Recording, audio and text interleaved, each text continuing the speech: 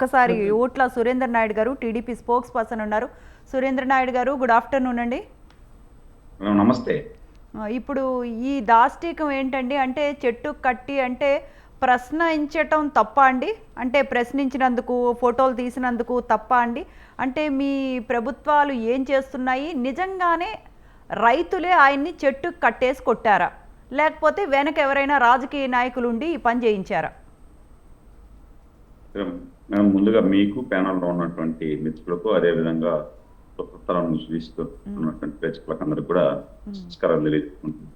ఇది దారుణమైనటువంటి విషయం. దీన్ని ప్రభుత్వానికి రుద్దాల్సినటువంటి అవసరం లేదు. ఏ ప్రభుత్వానికైనా కూడా దీంట్లో ఏం జరుగుతుందంటే, కొన్ని దగ్గరలో ప్రభుత్వం ఏదున్నా కూడా కొన్ని బిజినెస్లు, అంటే ఇది ఆక్వా కల్చర్ అనేది రైతులు కాదు. ఇప్పుడు వాళ్ళు రైతులు అనాలనా లేకపోతే వాళ్ళని ఇంకా వేరే ఏమనాలనా తెలియదు, కానీ అక్కడ జరిగిన సంఘటనలు అందరూ కూడా ముక్తకంఠంతో ఖండించాల. ఎందుకంటే ఏదైతే అక్కడ పొల్యూటెడ్ అవుతా ఉందో, ఈ పొల్యూటెడ్ కాకూడదు. అంటే మీరు ఆక్వా కల్చర్ చేసినా, లేకపోతే కోళ్ళ ఫార్మింగ్ చేసినా, లేకపోతే ఏది చేసినా కూడా కొన్ని రూల్స్ అండ్ రెగ్యులేషన్స్ ఉంటాయి. ఆ రూల్స్ రెగ్యులేషన్స్ కు వ్యతిరేకంగా ఏది చేసినా కూడా అడ్డుకోవాల్సినటువంటి సందర్భం ఉంటుంది. అడ్డుకున్నప్పుడు లేదు ఇలా చేయకూడదు అని చెప్పినప్పుడు అందరినీ కూడా అడ్డుకున్న వాళ్ళను, వ్యతిరేకించిన వాళ్ళని అందరి మీద కూడా దాడి చేసుకుంటా పోతే ఇంకా దానికి అర్థం ఉండదు. కాబట్టి దీన్ని సీరియస్ గానే ప్రభుత్వం పరిగణిస్తా ఉంది.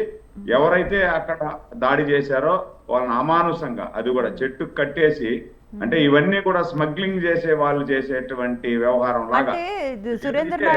సురేందర్ నాయుడు గారు కోర్టు కూడా తీర్పు ఇచ్చింది. ఇది అక్రమ తవ్వకం, చెరువు అక్రమ తవ్వకాన్ని ఆపేయండి, ఇక్కడ సాగు చేయకూడదని కోర్టు తీర్పు ఇచ్చిన తర్వాత కూడా అంటే అక్కడ రైతులు సేమ్ పని చేస్తూ ఉంటే మళ్ళీ ప్రశ్నించినందుకు మళ్ళీ వాళ్ళని కొట్టడం, కట్టేయటం, అంటే ఇవన్నీ చేస్తున్నా కూడా సంబంధిత అధికారులు ఎందుకు స్పందించలేదు గవర్నమెంట్ నుంచి? అంటే అంటే ఇక్కడ పర్యావరణ కాలుష్యం అవుతుంది, నీటి కాలుష్యం అవుతుంది, అంటే ఇది గవర్నమెంట్కి సంబంధం లేదు అని మీరు ఎలా మాట్లాడతారండి? ఇప్పుడు గవర్నమెంట్ కు సంబంధం లేదు అని కాదు నేను చెప్పడం.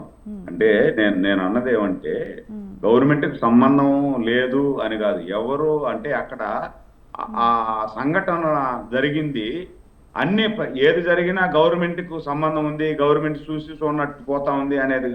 మీకు సంబంధం ఉంది అని కాదండి, మీరు పట్టించుకోవాలి అని అంటున్నాము.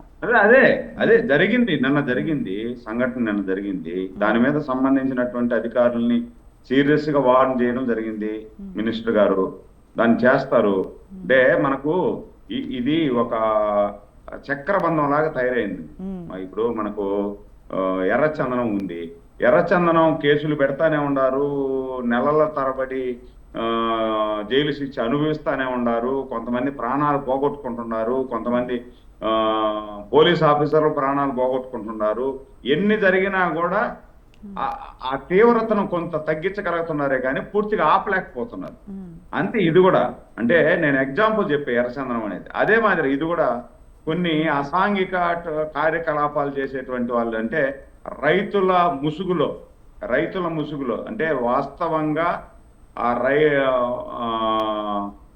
ఏదైతే చేపల చెరువును తవ్వి ఆ చేపల మీదనే మనకేదో ఆదాయం రాలా, బతకాలా అనేటువంటి వారెవరు కూడా ఈ విధంగా చేయరు. ఇది ఒక స్మగ్లింగ్ లాగా మేము ఎట్లే చేస్తాం. ఇందాక మిత్రులు చాలా చక్కగా చెప్పారు. అన్నిటినీ కూడా తూట్లు పొడిచేసి మనకు ఏదైతే బ్రహ్మాండంగా పంట పండేటువంటి స్థలాల్లో ఇలాంటి ఆక్వా చెరువులు తవ్వకూడదు వాస్తవంగా. ఎందుకంటే అక్కడ పంటలు పండుతాయి. పంటలకు అనువుగాని ప్రదేశంలో ఇలాంటి వాటిని చేయాలా, దానికి అవకాశం ఇస్తారు కూడా. అలాంటివి కూడా వదిలేసి ఏదైతే బ్రహ్మాండమైనటువంటి సారవంత భూముల్లో చెరువులు తవ్వేసి దానికి ఇష్టానుసారం, ఇప్పుడు పెద్దలు చెప్పారు, తొందరగా వెయిట్ వచ్చేసేయాల. ఇప్పుడు కోళ్ల ఫారాలు కూడా మీరు చూడండి, కోళ్ళు కూడా 90 రోజుల్లో 5 కేజీలు రావాలా, 6 కేజీలు రావాలా అని చెప్పి పోటాపోటీ చేస్తారే, ఆ విధంగా చేపలు కూడా హెల్తీ ఫుడ్ అని అందరూ తింటారని చెప్పి దాన్ని ఏం చేస్తున్నారంటే వీళ్ళు నార్మల్ గా రానివ్వట్లే. నార్మల్ గా అంటే ఒక 3 నెలలు 4 నెలలకు ఆ వెయిట్ అనేది వస్తూ ఉంటది. అట్లా లేకుండా వీళ్ళు 10 కేజీలు 5 కేజీలు 7 కేజీలు అట్లా ఇవి నార్మల్ కాదు. నార్మల్ గా వచ్చేదంతా 2 కేజీలు 1.5 కేజీ ఆ లెవెల్లో వస్తాయి. కానీ 5 కేజీలు 8 కేజీలు వస్తా ఉందంటే వీళ్ళు కలుషితమైనటువంటి ఆహారం, కోళ్ళ వేస్టేజీ ఇలాంటివన్నీ కూడా తీసుకొచ్చి వాటికేసి వాటిని మేపి దాని నుండి తీసుకొచ్చేస్తుంటారు. ఇలాంటివి అడ్డుకోవాలా వాస్తవంగా. అడ్డుకున్నప్పుడు కొన్ని సంఘటనలు జరుగుతున్నాయండి. అంటే వాళ్ళు దానికి అలవాటు పడిపోయారు. మేము ఇలా చేస్తాం, దీన్ని పెద్ద చేసి డబ్బులు సంపాదనకు అలవాటు పడిపోయిన వాళ్ళు ఏం చేస్తారంటే అడ్డుకున్న వాళ్ళ మీద దాడులు చేస్తూ ఉంటారు. దాన్ని ప్రభుత్వానికి వెంటనే ప్రభుత్వం ఉంది దీని అనకాన అనేది కాకుండా ప్రభుత్వం కూడా దాన్ని సీరియస్ గా తీసుకుంటారు. అంటే ఒక సంఘటనను అరికడితే ఇంకొక సంఘటన తయారవుతా ఉంది. కాబట్టి దీనికి ఇప్పుడు పెద్దలు చెప్పినట్టు దీని మీద ఒక మానిటరింగ్ వ్యవస్థ అనేది ఉంది. ఆ మానిటరింగ్ వ్యవస్థ శాస్త్రం ఉడికిపోయి చూస్తూ ఊరికే ఉండకుండా ఎవరు చేసినా కూడా వెంటనే చర్యలు తీసుకునే విధంగా దాన్ని కూటమి ప్రభుత్వం చేస్తుంది. ఇప్పుడు నెల్లూరు, వెస్ట్ గోదావరి, విజయవాడ ఆ ఏరియాలో ఎక్కువ సాగు చేస్తారు ఈ ఆక్వా కల్చర్ అనేది.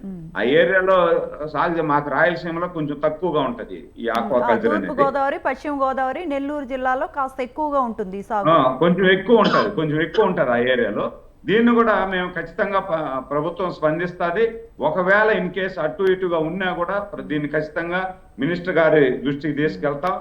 నెక్స్ట్ ఇలాంటి పునరావృతం కాకుండా సీరియస్ వార్న్ చేసే విధంగా చర్యలు తీసుకునేటట్టుగా. సురేంద్ర నాయుడు గారు, మనం